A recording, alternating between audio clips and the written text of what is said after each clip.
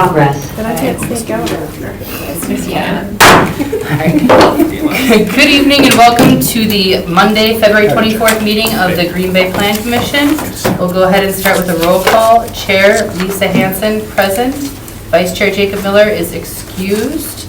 Alder Jim Hutchinson. Present. Commissioner Darius Daniels. Present. Commissioner Emma Fullwilder. Present. Commissioner Ken Ravinsky is excused, and Commissioner Kelsey Lutzow will be arriving at 6:30. Still to our understanding. All right. All right, moving on to approval of the agenda. Approval of the agenda for the Monday, February 24th meeting of the Green Bay Plan Commission. So moved. Second. Motion by Commissioner Daniels, second by Commissioner Fullwilder. All in favor? Aye. Any opposed? Moving on then to approval of the minutes. Approval of the minutes from the Monday, January 13th, 2025 meeting. Move to approve. Second. Motion by Alder Hutchinson, second by Commissioner Daniels. All those in favor? Aye. Any opposed? And then moving on to regular business. Item number 1, consideration with possible action on the Broadway Business Improvement District's year-end financial reporting for 2024. Hello, everybody. Well, Do you need to do let's that? let Rebecca I'll do a give little a quick introduction. intro. Oh, I'm sorry. Yep. Legal spiel. Here. So, good evening. My name is Rebecca Pinto. I am the Economic Development Specialist here with the City Community and Economic Development Department. And I'm here to preface your next 4 agenda items, which are the annual financial reports from each of our 4 business improvement districts. These reports are presented to the Plan Commission annually, typically in February, and they're here to share their budget reports and also share some of their successes from the past year. So with that, we have first Brian Johnson with On Broadway. Thank you, Mr. Buck. Sometimes you get too comfortable and forget the right procedures. So I just handed around, good evening, commissioners, I just handed around On Broadway's annual reports that was just distributed last week at our annual State of the Broadway District event. Typically, when we report back to the Plan Commission, we hyper-focus on sort of the budget and the actuals related to the Business Improvement District in particular, while acknowledging that obviously our 2 entities, meaning the BID and On Broadway, do not exist in silos, and there's and they do collaborate and work together very closely. Within your meeting packet was the budget and the actual for each of our categories. As is typically the case, even under the actuals, what we're capturing is what was actually invested by the bid, while at the same time acknowledging that oftentimes we're able to leverage those dollars many times over through activities from On Broadway as a 501c3 organization.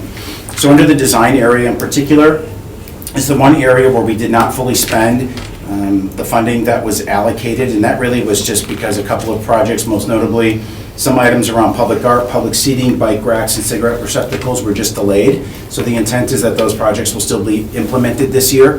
The bid board did authorize just a rollover of those funds, so that way those projects could continue. In the case of some of them, it's again, we're able to leverage those dollars. We have additional sponsors who are going to match some of that funding, so that way we can extend the dollar that the bid is investing. However, we did put in 2 new murals within the district last year. Our annual maintenance exceeds that $20,000 that's allocated, and On Broadway picks up the balance of that through some of the fundraising efforts that we undergo, as is the case with lighting. The lighting really is year-round. You see the lighting that's wrapped around the trees, but we do service that quarterly, and then we expand it during the holiday season. Lighting, if you're not familiar, is incredibly expensive, and I'm sure Jeff would attest to that as well. They just do just a beautiful job with some of the stuff that they do in the downtown area, whereas ours is a little bit scaled back, but still expensive to do nonetheless. On the organization side, we do an admin allocation. This was something that the bid board started during COVID because almost everything that the bid did was a direct allocation towards tangible things that you could see, and there really wasn't any support that came to On Broadway as an operating entity, and COVID really illustrated the need to be able to support those operations. We can't do all these things on here if we don't have the staff and sort of the admin support to be able to do that, and so that continues to be a percentage of the overall allocation. And On Broadway as an entity exceeds that number many times over, but it does allow us, when staffing resources are funded, it allows us again to apply for grants and pursue sponsorships so that we can do additional things throughout the district. In the annual audit, it's a joint audit between the bid and On Broadway as an entity, and so we try to cost allocate a percentage of that expense and have the bid cover that. It's an estimate, but it's still cheaper than if the bid were to do that audit on its own. Marketing and promotion, this really allows us to do things like fourth quarter marketing where we will run campaigns to shop the Broadway district during the holiday season. We'll do things, destination marketing, partnering with Discover Green Bay and other entities to just really put out advertising and promotions to encourage people to visit the Broadway district throughout the year. Between our programming efforts and some of those marketing campaigns, we see over 500,000 visitors that come to the district each year. And those are folks that eat at our restaurants, shop in our stores. So that's why we have that allocation every year. And the last item, economic vitality. There's two things that have been allocated here in these buckets. One is for mini grants. So the bid set up a mini grant program several years ago to really encourage retail to occupy our storefronts, and recognizing that retail oftentimes has the biggest barrier to opening. So the idea here was $2,500 max grants, where if a store signed a lease and operated a retail operation, that they would be able to receive that mini grant. We've also allowed it to extend beyond just a lease. So for example, if an existing business wanted to put out tables and chairs on their sidewalk, this mini grant would cover that as well. These funds are available, obviously only as funds exist. As you can see, we did expend that total amount last year. And then the other item is the retail incubator. This has been a project that we've been working on for a couple of years. And we've received some additional funding that we're also holding in restricted accounts, meaning On Broadway has applied for grants and received those. The space that we were looking at, unfortunately, the cost to renovate it and get it into good condition was a little bit beyond, actually a lot of it beyond what was reasonable and what we could afford. And so rather than obviously just rushing to spend money, we took a step back and asked the bid for an extension on this one as well, so that we could contemplate different spaces within the district. We are still committed to finding the right location for a retail incubator, and so as a result, this funding was just simply carried over until next year. And if at any point this project were to not move forward, obviously that's funding that the bid would reconsider and reallocate in a different manner. And so below that, you can see the rollover funds, and kind of where those balances stand. And then we do this sometimes you get these bid settlement statements, but the actuals come in just a little bit different. A lot of that is tied back to manufacturing assessments, because that has to be done by the state. By the time we have to deliver the report to you, manufacturing assessments oftentimes come after that. So we have to make estimates on what those will be. And so that is why there's sometimes a little bit of a deviation there. So, happy to take any questions if you have them. Again, I didn't really go into some of the stuff that On Broadway is doing, but obviously there's a lot more in that area around Lake Park and the Green Bay Public Market, our Diverse Business Assistance Grant Program, a number of really, really good programs that our team's been involved with over the years. Yeah, no, it seems like there's a lot of exciting things going on in the area with the shipyard, and I'm trying to think what else that just popped up, and I just was thinking about it, but now it's flown right out of my head. I mean, even the residential, right? I mean, sometimes Right. flies Oh under the my radar, gosh. but successful downtowns have residential density. It's been sort of the one black hole, I think, that our district has had, and that we haven't had enough of that Right. residential density, but you need that for vibrancy, activity, spending power, support of your local small businesses. And now that some of that's coming into the district, we're really excited to see the impact that will have into the future. There you go. Absolutely. For the retail incubator, is there not space in the public market? Not for that type of operation, yeah. Public market is really focused on food-oriented businesses, whereas the retail incubator is meant to provide support services for folks that want to open a retail operation. So that could be consumer goods or... Yeah, I'm sorry, my mind went to I don't know why my mind went to the cannery or what it used to be. Okay. That type of, that's what my mind was, but that's something totally different, correct? Yeah, and there's something different happening with that space as well. That's super exciting that I can't really share yet, but you'll hear soon enough. More? Yeah, you're going to like it. All right, excellent. Well, thank you, Good. Brian. All right, thank you. Is it motion to place on file? Approve the financial report. Oh, approve it? Yeah. So move. Second. Motion by Alder Hutchinson, second by Commissioner Fullwilder. All those in favor? Aye. Any opposed? All right, and then that goes forward to city council when, I guess I can't even think what the next meeting is. March 4th. Thank you, because I was never gonna figure out, it wasn't in March. Thank you. That month is hard, you never know. All right, perfect. All right, moving on to item number 2, consideration with possible action on the Downtown Green Bay, Inc.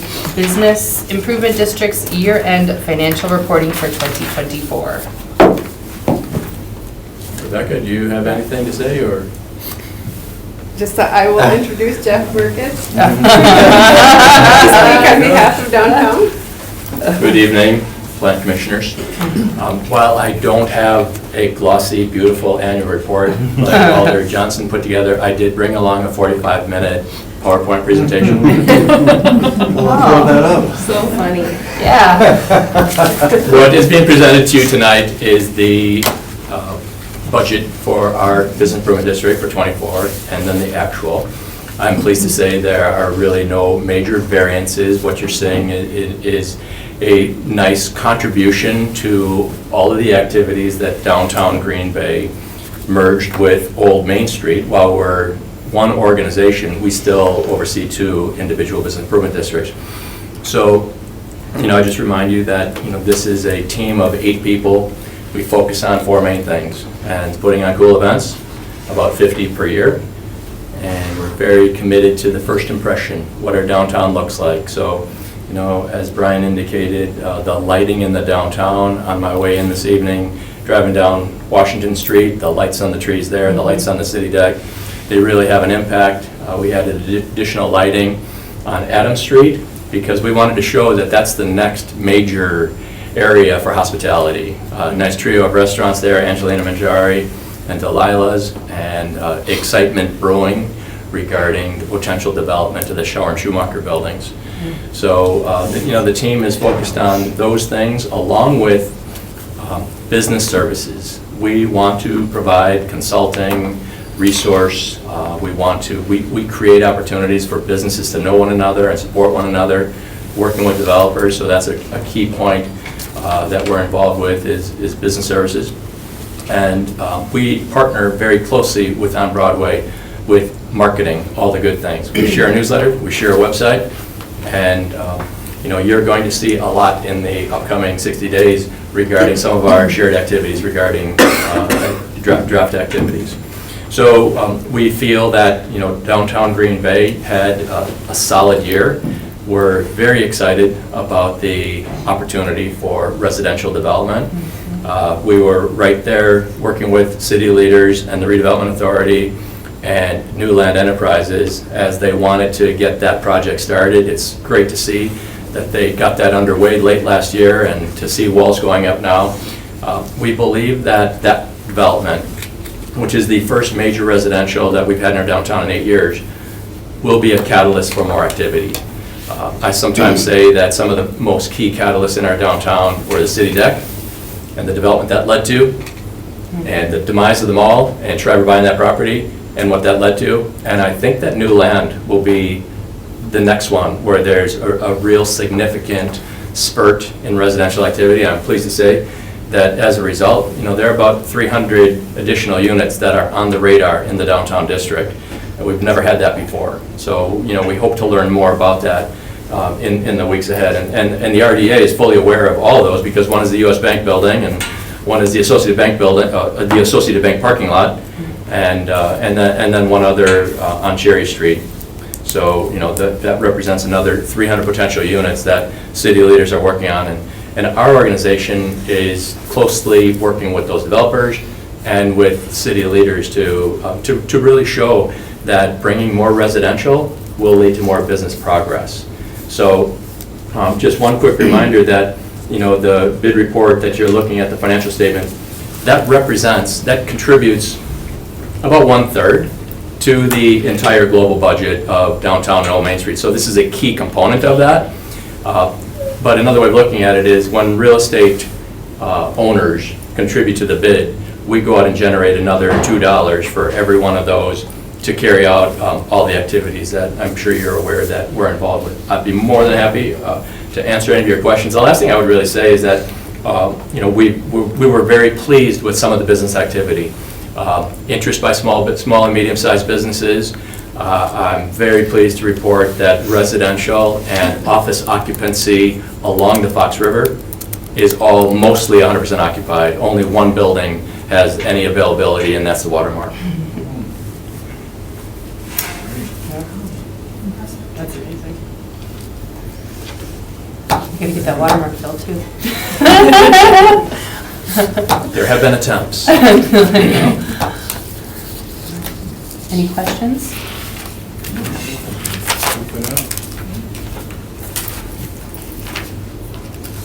The motion to approve. Yeah. So Second. Motion by Commissioner Fullwilder, second by Alder Hutchinson. All those in favor? Aye. Any opposed? All right, and then moving on, let's see, we've got Old Main Street coming up next here. So number 3, consideration with possible action on the Old Main Street, Inc. Business Improvement District's year-end financial reporting for 2024. And you see that financial report. The Old Main District is a little smaller in comparison from a financial standpoint, but I believe that the team that works downtown is as dedicated to everything happening in that district. A few notable items to mention this year. There was a change of ownership in the Art Garage properties, and we have been able to work with some opportunity to redevelop that property. And the Compound Cafe is now opened recently, and another cafe is under construction where Flowerama was, and a flower shop right behind that opened up recently. So we're beginning to see some activity there. The office occupancy in the buildings on Main Street is remarkable. Main Street Commons, 100% occupied. Old Town Crossing, only one small office available there.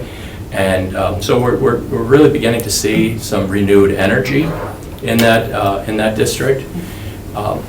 Pops Tire has just recently completed a very significant and quiet remodel. They took older warehouse space and converted it to office space. This is the headquarters for a major multi-state company. We're proud to have them headquartered in the downtown, in the Old Main Street district. 150 plus employees, work out of those facilities, and they did a very nice upgrade to the office space there. So, and those are all employees that on a regular basis are enjoying, nearby restaurants and businesses in that district. So, much more work to do in the Old Main Street district, but we are committed to that, and I think we're heading in the right direction as well.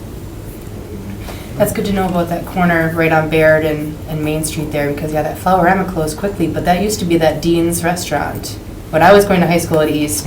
Right. A long time ago. So the Meteor grocery store, Meteor, they have been in that district for 30 years, and they stepped up and wanted to open a cafe on that corner. It's under construction, and his daughter has just recently opened a flower shop. So stop in and patronize, but that's a neat example of a business that has had a presence there for many years.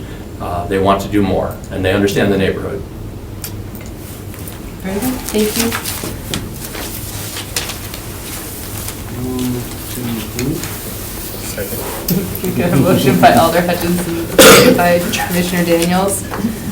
All those in favor? Aye. Any opposed? All right, and then moving on to item number 4, which is consideration with possible action on the Military Avenue Business Improvement District's year-end financial reporting for 2024. And last but certainly not least, we have Leah Weicker, Director of Military Avenue Business Improvement District. We are the newest bid. So that's why I always get to go last.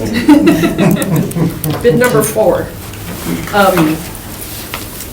And it takes time. I think my family has been involved with the Broadway bid many, many years, and I still remember what it was like on Broadway before the bid. So I think bids are making a difference, and I applaud the city for allowing us to create the bids in the first place, the city and the state. So this year, I started transitioning to QuickBooks, and I am so excited. I'm not a numbers person, but the reporting I can get off of QuickBooks is amazing compared to my old archaic system. It's going to be just so much easier to be able to give reports to you guys too. So glaringly on our budget versus actual here for 2024 is a huge restricted grant revenue of $450,000.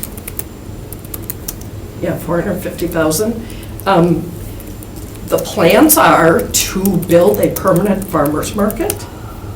And so this would be a building that could house the market all year long, regardless of rain, snow, or shine.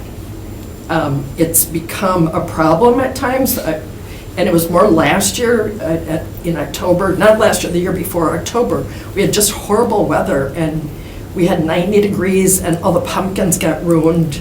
The guy actually stopped growing them. He was so frustrated. You can't put a pumpkin on a trailer in 90-degree weather and expect it to survive more than a couple days.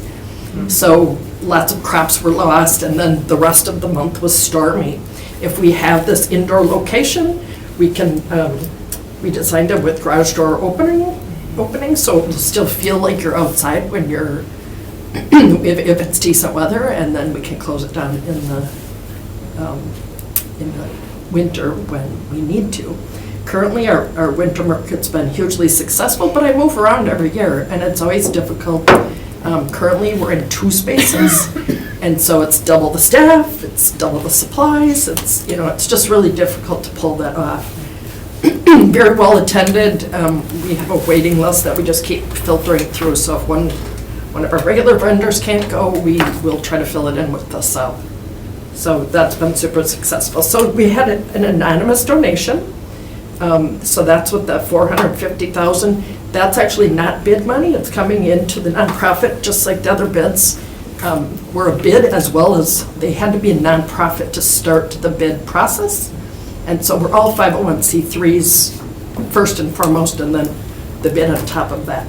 So that money is actually coming in for the nonprofit, which would make people's possibly tax deductible donations.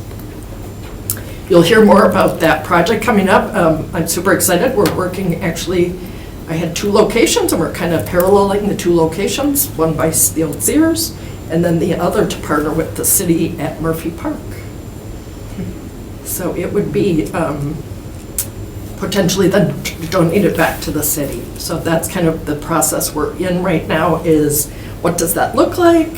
What does an agreement with the city look like? Things like that. So it would help the bid grow also, because we really don't have public property to have events in our area. I graciously used the Sears location for a long time until that was torn down, and now those lots there's a lot of interest in those lots, and they'll go pretty quickly, I would suspect. If you haven't seen the Starbucks open, it's beautiful inside. I commented to the people working in the back, I'm like, it's huge back there. And they said, yeah, we can dance. I think it was Rebecca said, I'd like to see that. So hopefully they're dancing, because it is a beautiful space. They did a really nice job. Like I said, we switched to QuickBooks, so that's kind of why the accounting is a little bit over, because I had extra help with doing that transition. The reclass, we did get new reclass, I can do classifications now for reporting, which is fun. New banners are going to be coming up. We're definitely sprucing things up for the draft. I didn't fill the planter boxes on purpose this year because we didn't know what April would have in store for us. And so we're probably going to put in plants in pots that can handle snow if they have to. Oh my God. Can handle warm if they have to. So again, it's really difficult to plan something for an April date. I just had a call from Aaron Popke on the way here today saying, be sure you don't overlap the draft. But we are doing an event on the Military Avenue Access Road, so the city allowed us to close that. We'll put food trucks there. It's very, very near one of the two main entrances to the draft. So, and it's going to be really featuring, I want it to scream Wisconsin and Military Avenue. So it's kind of a breakfast theme. Let's get the party started. And so we'll have featured breakfast and go till 1 o'clock. So we're overlapping a little bit. And then there will be also food trucks on the Military Access Road. I'm not going to tell them they have to shut down, but I'm sure it'll be quieter when people are in the draft. And then when the draft lets out, they're there also to accommodate the 200 plus or 700 plus thousand people that we expect to see. So the banners are in this budget, I believe. So we had already put stuff in the 2024 budget knowing that we were going to do something for the draft. Bo Thomas did our banners for us. And so our ads will have just a really bright and cheery feel to them, and then the ads for our event for the draft will have that same feel. We're virtually full on Military Avenue as for spaces. There's only a few left, and of course now that the Green Bay Plaza gets almost full, and then 2 file bankruptcy. Yeah. So we'll have 2, but I heard there was actually a call the very day that Big Lots announced they're leaving. There was a call from a very comparable business, and I'm hoping that goes through. So we might still only have 1 open location where Party City is. But it moves fast when you have a successful mall, and that one's super successful for what they like to call themselves as off-price retail. Who doesn't want to be next to TJ Maxx? You know, that's TJ Maxx. It's one of their highest grossing stores. So we kind of jokingly said, why don't you separate Home Goods and TJ Maxx? But then it might not be the highest grossing store, so they weren't too thrilled about that. But I think it would be a good idea. They definitely are tight in there. And thank you to Melinda Eck, Alder Eck, and all the work that she's been doing with the spas. We're finally seeing some headway. None have left Military Avenue unless it was done by the landlord, but it's getting close. And we still have several, and the spaces that are available happen to be next door to them, and no one's going to rent next door to them. Everyone knows what they are. So hopefully I can rent those spaces as soon as they're out, and I'm working with some of the landlords that are more conscientious about what businesses they rent to. Now that we're more successful and the real estate is a little more valuable, that is becoming more and more of something that I've seen on Military Avenue. Where before, they were just glad to get it rented, they'll rent to whoever. That feeling has gone away, so I'm happy about that. Any questions about the budget or what we're doing?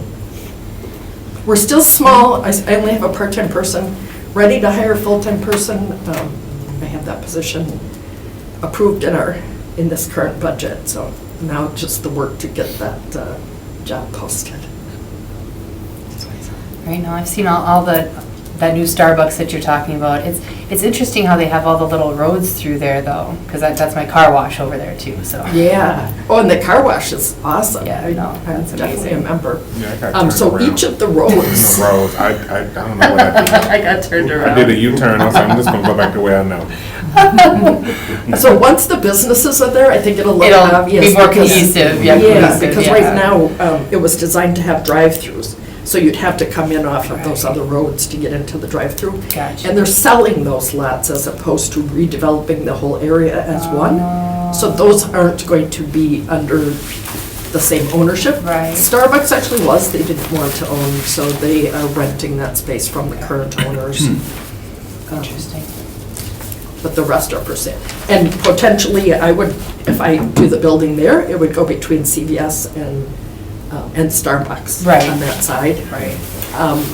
My dilemma there is that it's a prime piece of real estate. Right. They don't need me to take it and take it off the tax rolls because we're a 501c3. Right.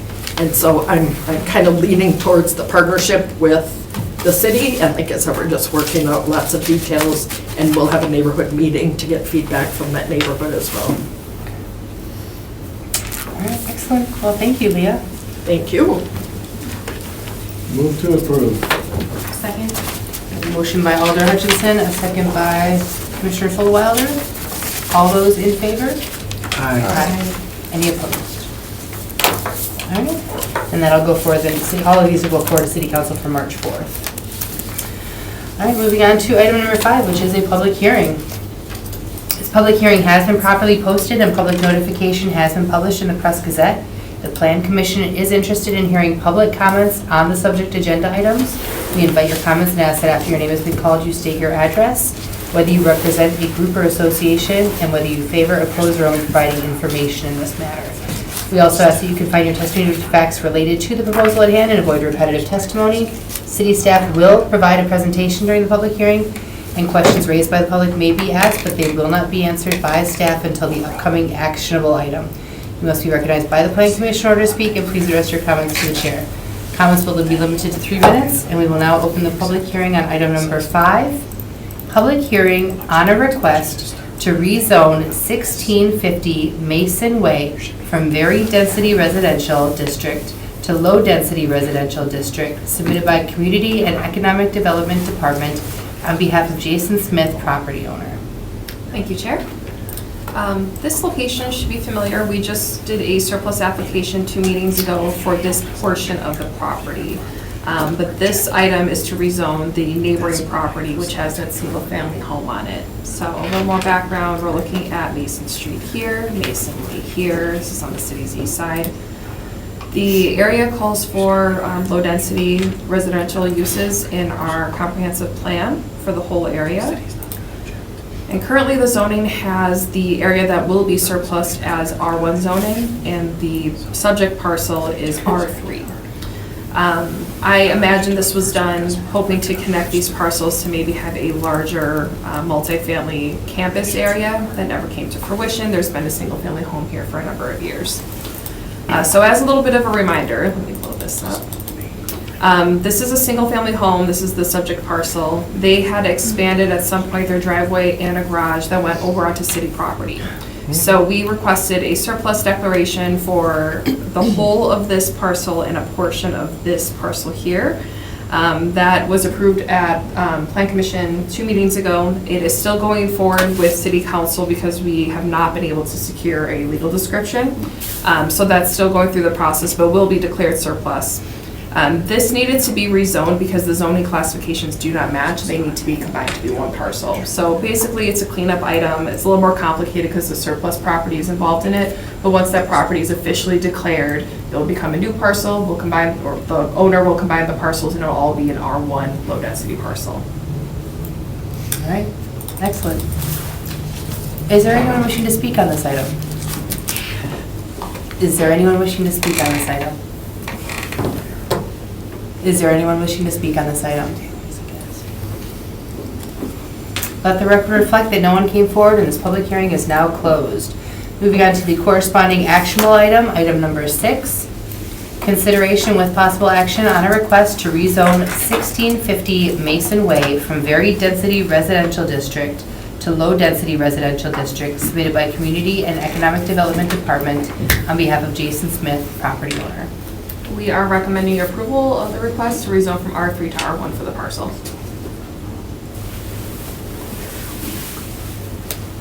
Motion to approve? Second. Motion by Commissioner Fullwilder, second by Commissioner Daniels. Any further discussion? Okay, go ahead with the vote. All those in favor? Aye. Any opposed? All right, and then that will go forward to our city council for March 4th. Moving on to item number 7, which is a public hearing. And this public hearing has been properly posted and notification has been published in the Press Gazette. The Plan Commission is interested in hearing public comments on the subject agenda items, and we invite your comments and ask that after your name has been called, you state your address, whether you represent a group or association, whether you favor, oppose, or look for any information, and your comments or concerns. We also ask that you confine your testimony to facts related to the proposal at hand and avoid repetitive testimony. City staff will provide a presentation during the public hearing, and questions raised by the public may be asked, but they will not be answered by staff until the upcoming actionable item. You must be recognized by the Plan Commission in order to speak, and please address your comments to the chair. Comments will be limited to 3 minutes, and we will now open the public hearing on item number 7. Public hearing on a request to rezone 3385 Finger Road from Rural Residential District and Low Density Residential District to Public Institutional District, submitted by Community and Economic Development Department property owner. Thank you, Madam Chair. So this item involves the Finger Road softball complex on the far east side. As you can see, it's a rather large parcel. We're looking at almost 26 acres. The property is currently zoned R1 and rural residential, and so this would change it to public institutional. This is basically a cleanup matter. So for the future land use, it's designated as parkland. To the north is residential, low density residential. And then to the south, you've got a mix of some medium high density and commercial. And then here's the zoning map. So you can see that in the northeast corner, we've got the rural residential area, with the remainder of it being low density residential. I do want to point out to the southwest corner, there's that pink area. We recently did a rezoning on that not too long ago because there's going to be a apartment complex going on there. And that's kind of what started this whole matter. Generally, when we have city-owned property, we try to zone them public institutional, but at the time when the zoning code was done, they didn't really utilize that much. So as things come up, we try to put them in the category if it works for the parcel. So what happened is when you have a non-resident or a multifamily use, which is going to be the apartments, next to a residential use, you have to do a buffer, which is 20 to 25 feet. It depends on how many stories it is. But in this particular case, there's a natural wetland next to it. And the next property with the house is, 520 feet to the north. So having a 25-foot buffer for that apartment complex doesn't really make a lot of sense. So by rezoning it to public institutional, they don't have to have that buffer in there anymore. And that's all I have. All right, with this public hearing, we're looking to hear from anyone who'd like to speak on this item. I'm sorry, I did forget to mention that nothing is happening with the softball complex. It will stay park. There's nothing happening there, which was a concern. Obviously, when you see a rezoning happening at a park, like what's happening, but it will stay a park. All right, we're looking to hear from anyone who'd like to speak on this item. Is there anyone wishing to speak? Is there anyone wishing to speak? Let the record reflect that no one came forward and this public hearing is now closed. Moving on to the corresponding actionable item, item number 8. Consideration with possible action on a request to rezone 3385 Finger Road from Rural Residential District and Low Density Residential District to Public Institutional District, submitted by Community and Economic Development Department property owner. Our recommendation is to approve the rezoning from rural residential and low-density residential to the public institutional district.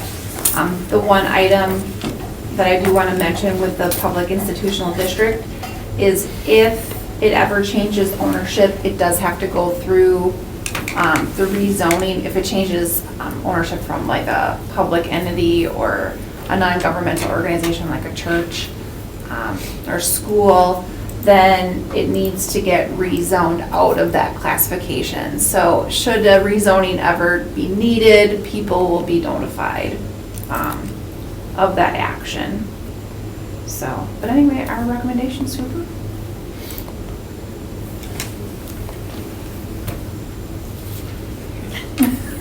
Move to approve. So it's getting boring. A motion by Alder Hutchinson, a second by Commissioner Daniels. So that's not going to change, I mean, so public institutional works for that apartment complex, but you're saying they have to come back at some point if something changes? No, the apartment complex will stay neighborhood commercial, that's what Okay. it's zoned. Right.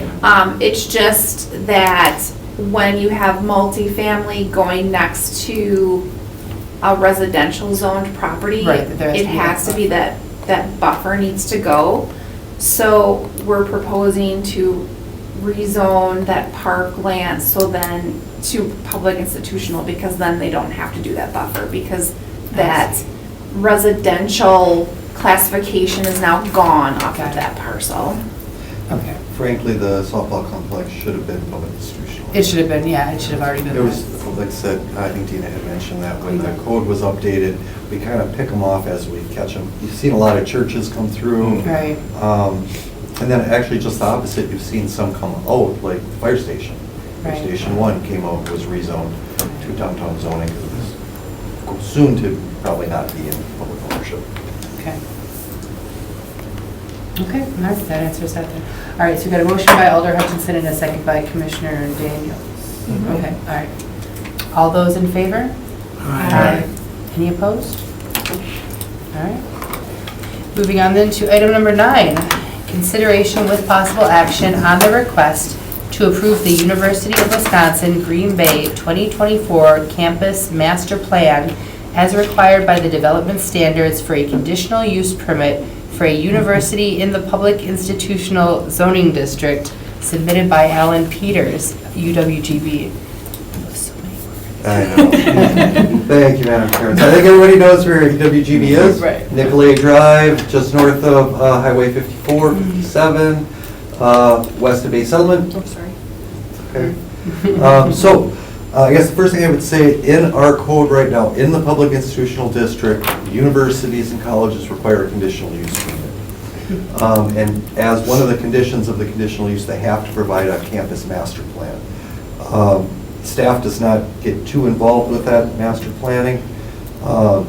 They kind of do it, I wouldn't say in a vacuum, because there's a lot of public input. But that has to be adopted by the council. Otherwise, when they do buildings and they do construction out there, would have to follow the PI zoning with the setbacks and densities and all of that. So, kind of give you an idea, there's no public hearing with this. They received their conditional use permit in 2009. I was going to say, I've never seen anything come through. Yeah, it's been a while, but they did their original planning effort in 1968 with the original campus.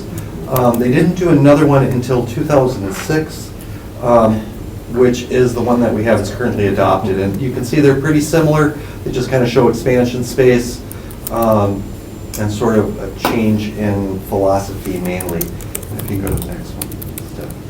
So, and kind of that change in philosophy is really the big thing with these plans. I'm going to have a whole bunch of slides I'm going to go over really quick. But really, it's these dozen goals and guiding principles that are the most important in the campus master plan. And so some of these are pretty basic, some are academic. So forward-facing campus, welcome visitors to campus, community connectivity, accommodate emerging and growing academic programs, enhance the interior and exterior connections, enhance and activate the quad, which is the center, update on campus, and Kelsey is in.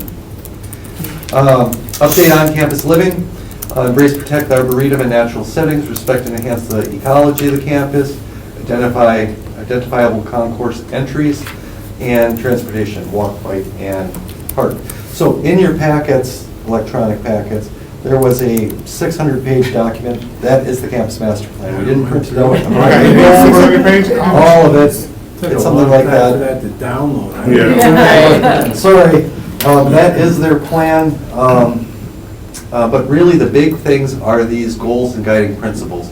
I'm going to go over some of the slides they have, just super quick, and then kind of get to those guiding principles, so thank you, Steph. So these are two of the biggest diagrams. They're uses for the campus, and they're kind of the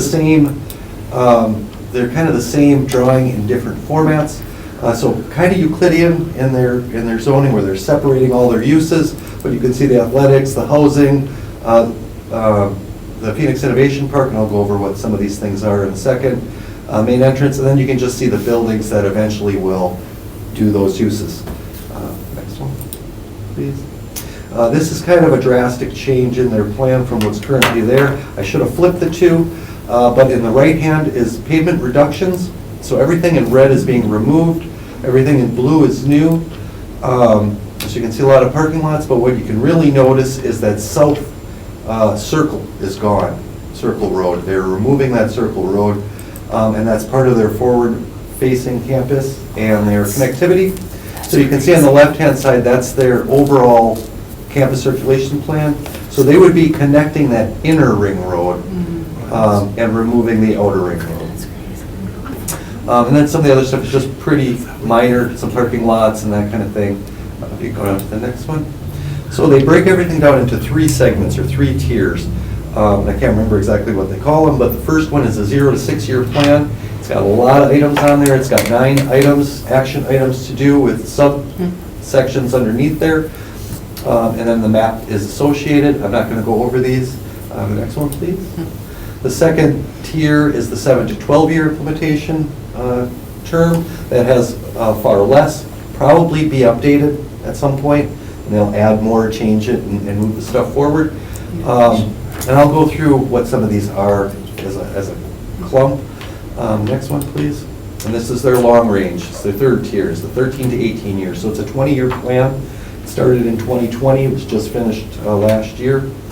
And this is basically the final campus of how they're seeing it in 20 years. And if you go to the next one, this is a composite with everything put together and colorful. So you can kind of see the green spaces, you can see the new buildings, and then the quad area or the concourse is really in the center where it's their goal is to have the most activities. So really what they're looking to do is feed the public into the campus through the main entranceway, not the south, that would be closed off, and then activate that central campus.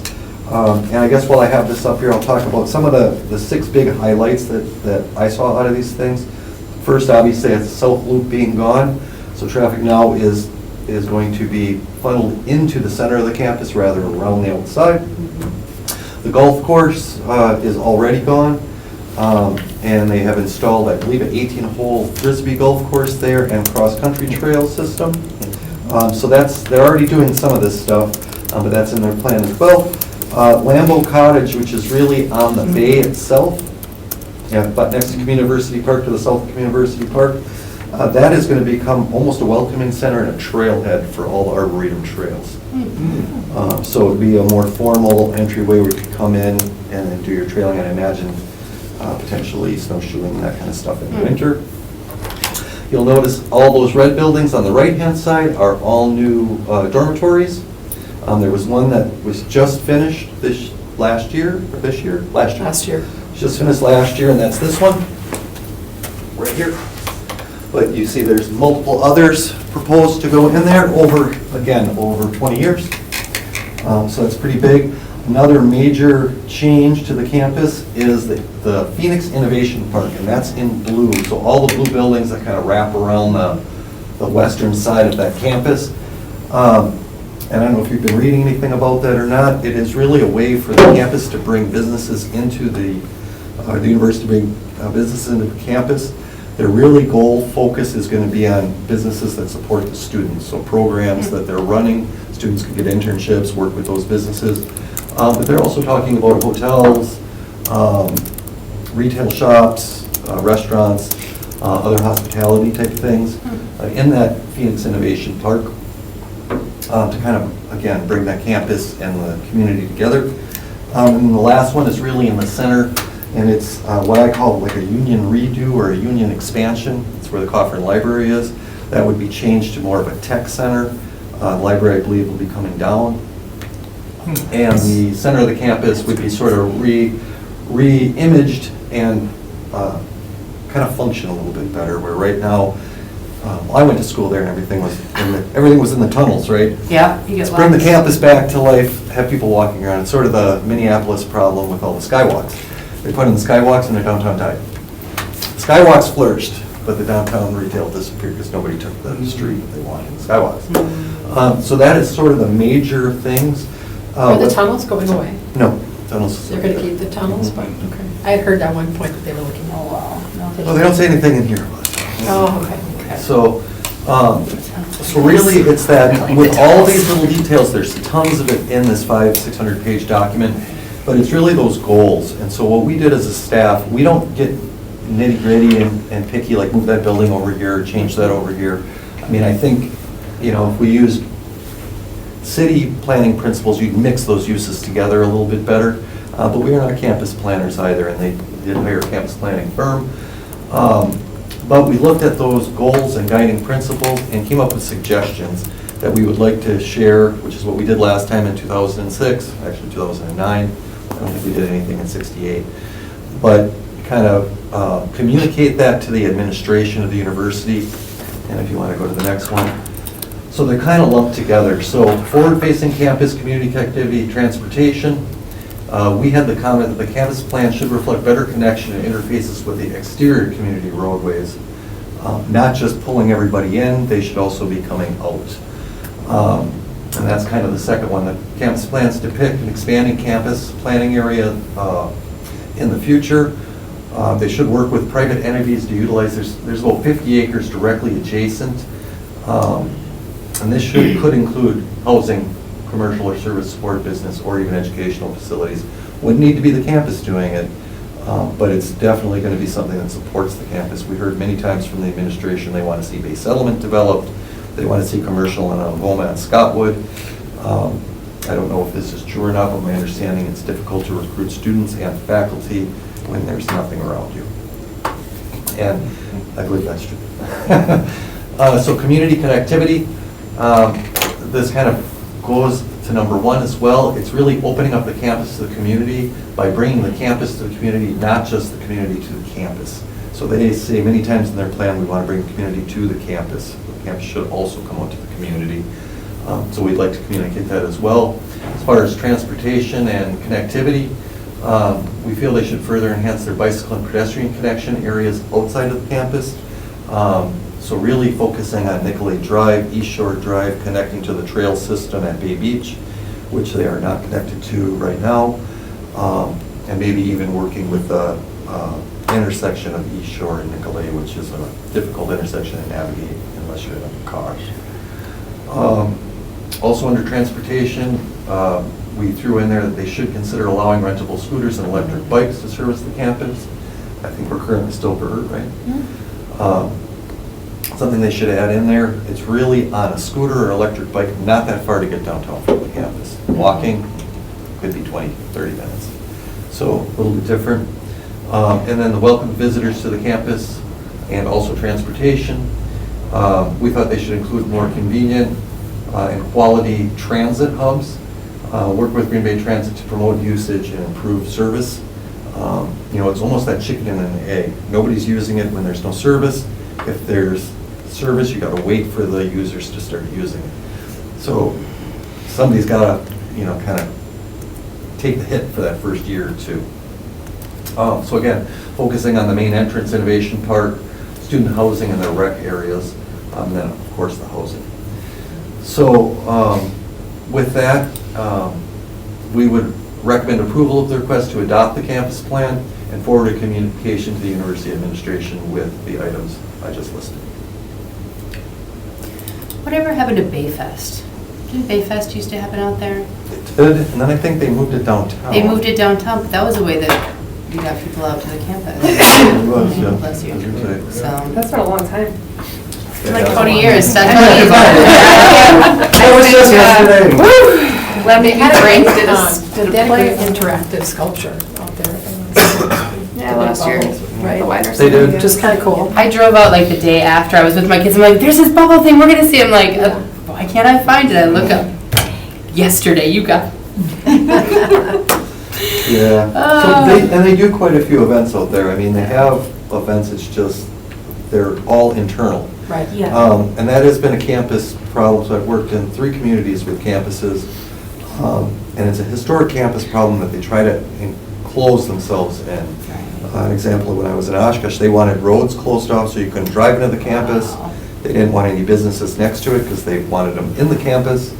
But it took them all of about 18 months to realize that was incredibly foolish, and they just reversed everything and opened back up to the community. So that is like an old school campus planning thing, is like, guard yourself. And if there's going to be a pizza place across the street, put it in the Union. If there's going to be housing across the street, put it on the campus. So capture all of those students. But in reality, students don't like to be in an enclosed place. They like to Step be. out sometimes. Correct. And we're also finding faculty also like to do that, which is difficult to find faculty. And there's not a lot of housing choices out in that area. So, anyway, we recommend approval with those comments. So the comments up above, and I mean, in our packet, those are the comments you were talking about, right? And we're gonna send those to the authors of this and say, hey, Yep, we would Okay. send it to Ellen. I think it totally makes sense, because one thing that we miss is this interconnectivity of the campus and the city. And I noticed we're taking the closest road and doing away with it, so we're that's counter, sort of. That's not the main road either, though. That's kinda I mean, what that's we like thought. that's like the outlying road where I know. I would go to rollerblade on the trails, but it's not the way into the campus. That's right, That's the but way that's I the would way do we would always. I mean, me too. Yeah, so we would take that and skirt the outside because we know where we'd want to go in. So, but that's okay. I mean, I get the idea of going into campus. I like that idea. So with the transit, it's to get city buses out there. Potentially city buses. Be Yeah. working with Green Bay Transit to get some type of more regular service or more Yeah. convenient service. We've worked with the campus trying to get stuff downtown, housing downtown, classroom space downtown. And if that were the case, you'd want a much more frequent link. Transit, yeah. Yeah, because, I mean, you don't even need a full-size bus. You could use a small bus. Potentially, yeah. In Madison, we'd get on a bus and go from where we lived to the campus. It was awesome. It's packed. Mhm. And, yeah, it's one of those things that you really wish it was a little closer to the city. But what are you gonna do? We tried to be downtown. Yeah.